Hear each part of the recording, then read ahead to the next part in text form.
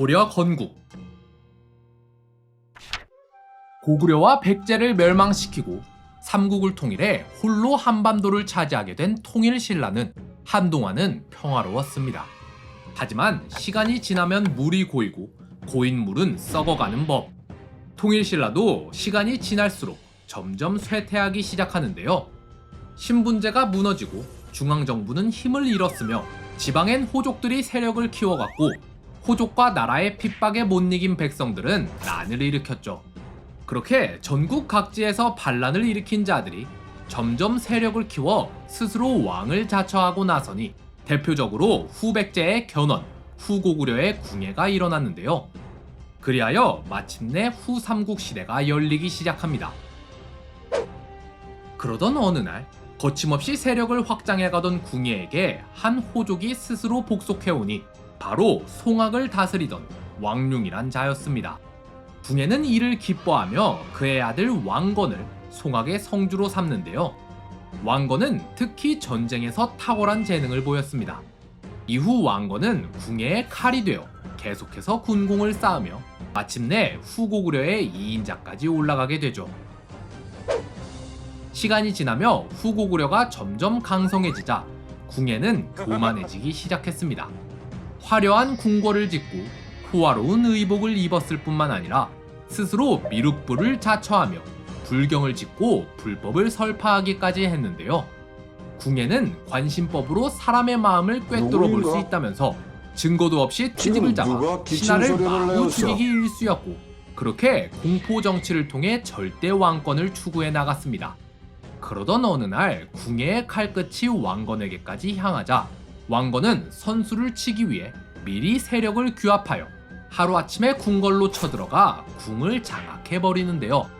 그렇게 후고구려를 손에 넣은 왕건은 국호를 고려로 바꾸고 고려의 초대 왕으로 즉위합니다. 한편 궁예는 홀로 도망쳤으나 백성의 손에 처참하게 맞아 죽고 말았죠. 삼국 통일.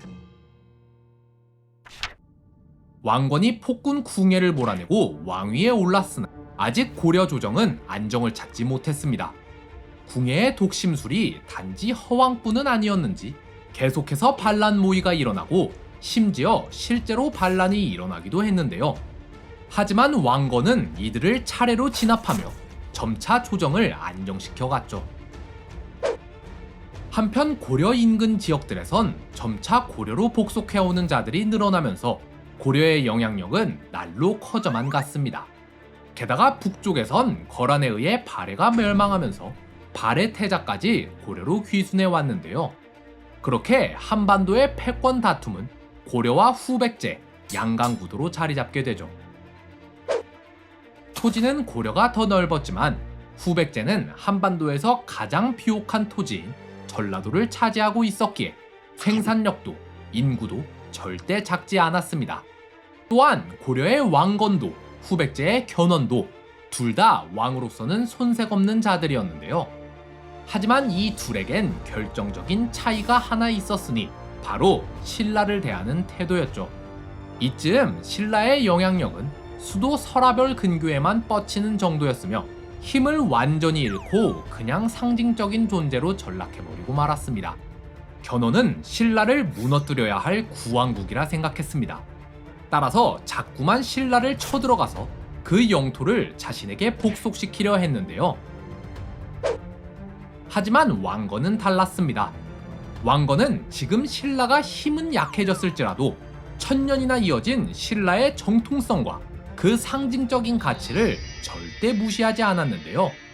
이러한 구왕국의 상징적인 가치는 여러 나라의 역사에서 손쉽게 찾아볼 수 있습니다. 중국 삼국지 시대 때 한나라가 유명무실한 존재가 됐음에도 조조가 쉽사리 황제를 폐위시키지 못했던 것과 조선 태조 이성계가 위화도 회군으로 완전히 고려를 장악했음에도 바로 왕을 끌어내리지 않았던 데서 볼 수 있죠. 둘 다 결국 이전 황제 그리고 왕에게 권한을 넘겨받는 식으로 일을 진행했습니다. 왜냐면 그래야만 민심이 진정으로 새 나라를 따를 거란 걸 알았기 때문이죠. 왕건은 이걸 정확히 알았습니다. 따라서 신라와 화친을 맺고 후백제가 신라를 쳐들어올 때마다 원군을 파견해 신라를 구해줬는데요. 그러나 그럼에도 불구하고 견훤의 기세는 쉽사리 꺾을 수가 없었습니다. 오히려 고려가 밀리는 듯한 상황까지 발생하곤 했죠. 그렇게 두 나라가 영원히 끝나지 않을 것처럼 팽팽한 싸움을 이어가던 어느 날 예상치 못한 곳에서 이 균형을 깨트린 사건이 발생하는데요. 견훤에겐 10명의 아들이 있었습니다. 이들 중 견훤이 가장 총애했던 아들은 바로 넷째 아들이었는데요. 그런데 이 사실에 위기감을 느낀 첫째 아들이 반란을 일으켜서는 견훤을 절에 가두고 견훤의 총애를 받던 넷째 아들을 죽여버립니다. 얼마 후 견훤은 감시가 허술한 틈을 타 몰래 탈출해서는 왕건을 찾아가 그에게 복속해버리는데요. 왕건은 그를 극진히 대접하며 그의 귀순을 받아들였죠. 그러자 얼마 후 신라의 마지막 왕도 왕건을 찾아와 스스로 복속해버립니다. 왕건은 그 또한 극진히 대접해 주었는데요. 그리고 얼마 안 있어 고려와 후백제 사이에 최후의 결전이 벌어졌으나 이미 대세가 완전히 고려로 기울었기 때문에 싸움은 손쉽게 고려의 승리로 끝이 납니다.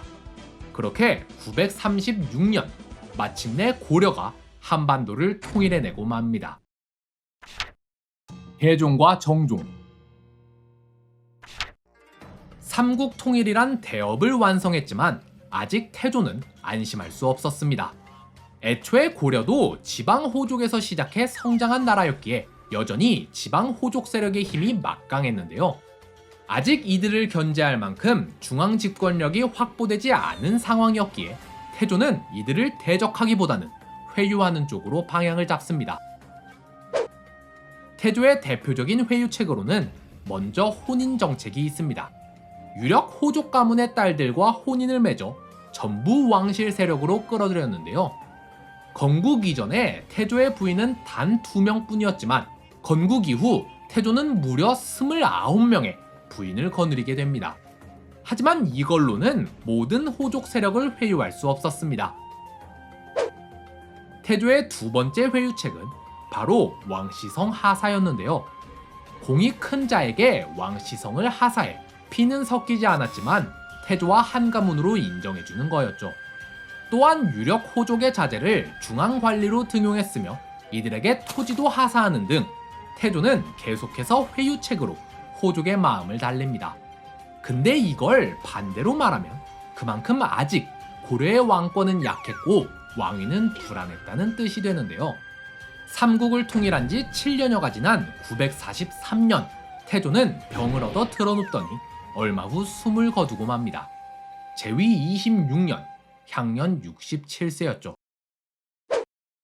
태조를 뒤이어 왕위에 오른 자는 장남 왕무로, 그가 바로 고려 제2대 왕 혜종입니다. 근데 여기서부턴 고려사의 기록이 약간 애매해요. 고려 제2, 3, 4대 왕은 각각 태조의 아들들이 물려받거든요. 3대나 부자 승계가 아니라 형제 승계라니 뭔가 냄새가 나죠? 일단 고려사에 적힌 내용은 이렇습니다. 당시 고려 조정의 넘버 1, 넘버 2는 박수리와 왕규였습니다. 이 중 왕규는 자신의 두 딸을 태조에게 시집 보냈는데 그중 한 명이 아들을 낳아요. 즉 고려 제1의 실권자 왕규의 손자는 태조 왕건의 아들이자 혜종의 이복 동생이었던 거죠. 나이는 어리지만 그래도 왕의 핏줄이니 어찌저찌하면 왕이 될 수도 있지 않을까요? 그래서 왕규는 자기 손자를 왕위에 올리기 위해 역모를 계획합니다. 왕규는 먼저 혜종이 잘 때 자객을 들여보냈는데 혜종은 그를 단숨에 때려 죽여버려요. 그런데 이상한 점은 혜종이 왕규에게 별다른 처벌을 내리질 않습니다. 얼마 후 왕규는 한 번 더 자객을 보냈는데 이번에도 암살은 실패합니다.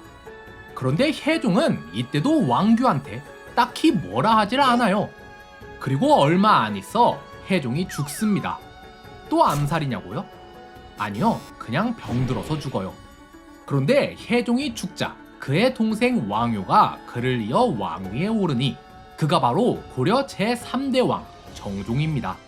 그런데 자, 여기서부터가 중요해요. 아까 고려 원탑, 투탑이 누구랬죠? 박수리랑 왕규랬죠? 여기서 왕규가 자꾸 역모를 꾀했고요. 근데 정종이 왕위에 오른 바로 다음날 박수리가 죽습니다. 경위는 이래요. 혜종의 병세가 심해지자 박수리와 왕규가 서로 대립하게 됐는데, 이 때문에 박수리는 괜히 암살당할까 두려워서 호위를 100명이나 끌고 다녔어요. 그런데 정종이 이를 보곤 오해를 해서 박수리가 뭔 짓을 벌이려는 줄 알고 유배를 보내버려요. 그러자 왕규는 이때다 하고는 왕이 보냈다고 구라를 치고서 박수리를 처형해버린 건데요. 자, 이제 자기를 막는 자도 없겠다. 왕규는 곧장 군사를 모아 반란을 일으키려 했는데, 그때 이미 왕규가 반란을 일으킬 걸 알고 있던 정종이 미리 군대를 모아서 그를 제압해버립니다. 그러곤 왕규를 따르던 세력 300여 명을 전부 죽여버리는데요. 여기까지가 고려사에 적힌 왕규의 반란에 대한 내용입니다. 그런데 최근 학자들은 여기에 의문을 제기합니다. 혜종이 살아있을 때 왕규가 2번이나 자객을 보냈는데 어째서 혜종은 이걸 그냥 넘어갔으며, 혜종은 뭔 지병이 있던 것도 아닌데 젊고 창창한 30대 초반에 갑자기 무슨 병이 들어서 죽었으며, 병이 났으면 후계라도 세웠을 텐데 왜 후계도 세우지 않았으며, 혜종이 죽자 어째서 후계 논의도 없이 바로 그날 정종이 왕위에 올랐으며, 정종은 왕규의 반란을 어떻게 알고 미리 군대를 모아놨을까요?